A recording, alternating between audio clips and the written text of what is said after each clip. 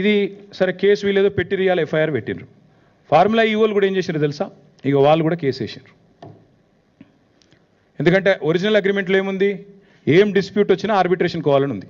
అందుకే వాళ్ళు ఏం చేసిండ్రు, వీళ్ళు ఇంటర్నేషనల్ చేంబర్ ఆఫ్ కామర్స్ అక్కడ వాళ్ళు ఆల్రెడీ ఆర్బిట్రేషన్ కూడా ఫార్ములా ఈకి ఎంఐఎన్యూడి డిపార్ట్మెంట్ మధ్యన జరుగుతున్న ఈ తగాదా తెలుసండి. ఎట్లా అయితే మాంట్రియాల్కి సంబంధించి ఇందాక నేను చెప్పాను మీకు, మాంట్రియాల్ ఇది మీరు చూడండి, మాంట్రియాల్లో కూడా ఇట్లే రేస్ క్యాన్సిల్ అయింది.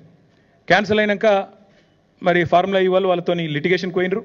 ఆఖరికి $3 million లిటిగేషన్ సెటిల్ అయింది. అట్లాగే సెటిల్ చేయాలన్న ఉద్దేశంతో హరీష్ సాల్వే అనే ఒక ప్రముఖ లాయర్ ఉంటారు.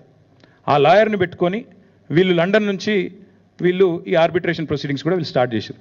ఇది ఏది చెప్తలేదు ప్రభుత్వం. ఫార్ములా ఈవోలు వీళ్ళ మీద కేసు పెట్టింది చెప్తలేరు, పైసలు అడుగుతుందో చెప్తలేరు, ఎందుకు రేసు పోయిందో చెప్తలేరు, ఆ పైసలు నిక్షేపంగా ఉన్నాయి, మొదటి 2 ఇన్స్టాల్మెంట్లు అక్కడనే వాళ్ళ దగ్గర ముట్టినాయి అని వాళ్ళు పంపిన రిసీట్లు చూపెడతలేరు, 3వ ఇన్స్టాల్మెంట్ మీరు కట్టలేదు కాబట్టి రేస్ క్యాన్సిల్ అవుతుందని చెప్తలేరు. ఆఖరికి FMSCI దగ్గర వచ్చిన పైసలు, వాపసు వచ్చిన పైసలు అవి తీసుకుంటందుకు కూడా వీళ్ళు ముందుకు వస్తలేరు. This is the fact of the matter.